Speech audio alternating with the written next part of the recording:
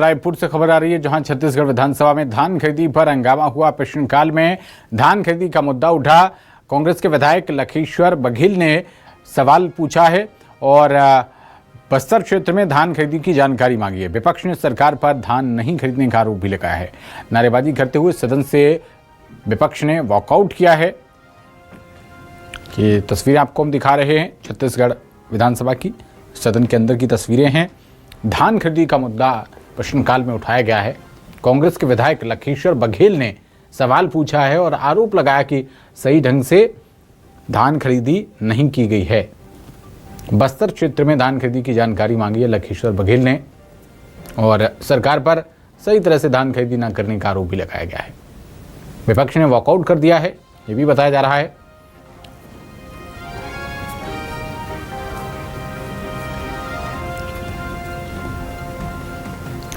विधानसभा की तस्वीरें आपकी स्क्रीन पर हैं। कांग्रेस पार्टी के विधायक लखीश्वर बघेल ने आज प्रश्नकाल के दौरान बस्तर में हुई धान खरीदी की एक एक डिटेल मांगी है, जानकारी मांगी है।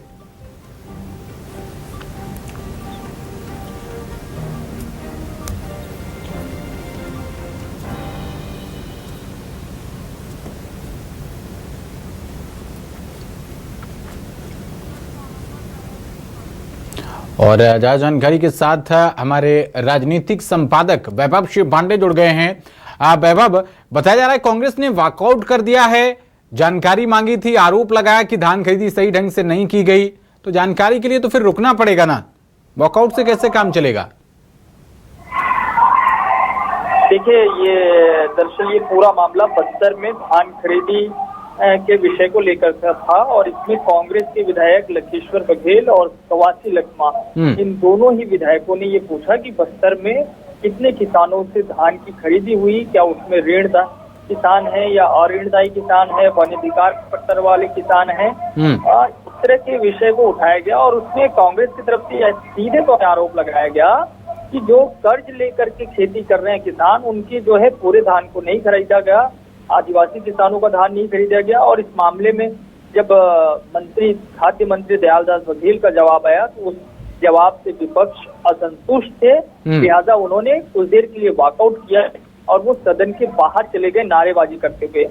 दरअसल अभी छत्तीसगढ़ में धान खरीदी का विषय बड़ा गंभीर रहा है और इसमें कोई दो राय नहीं, किसान इससे परेशान भी होते रहे हैं और बस्तर चूंकि सेंसिटिव इलाका है, आदिवासियों का इलाका है, लिहाजा इस मुद्दे पर काफी सदन में जो है गर्मा गर्मी का माहौल रहा और जो खाद्य मंत्री है वो विपक्षी सदस्यों के सवालों का सही ढंग से जवाब नहीं दे पा रहे थे।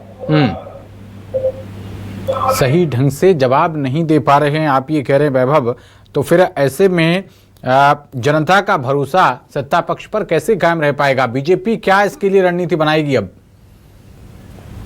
देखिए, दरअसल होता यही है कि सदन पर जब कोई प्रश्न उठता है तो सीधे तौर पे आरोप सत्ता पक्ष पर रहता है और सत्ता पक्ष के सामने ये चुनौती रहती है कि कैसे वो विपक्षी सदस्यों के सवालों का जवाब दे, उसका सामना करे।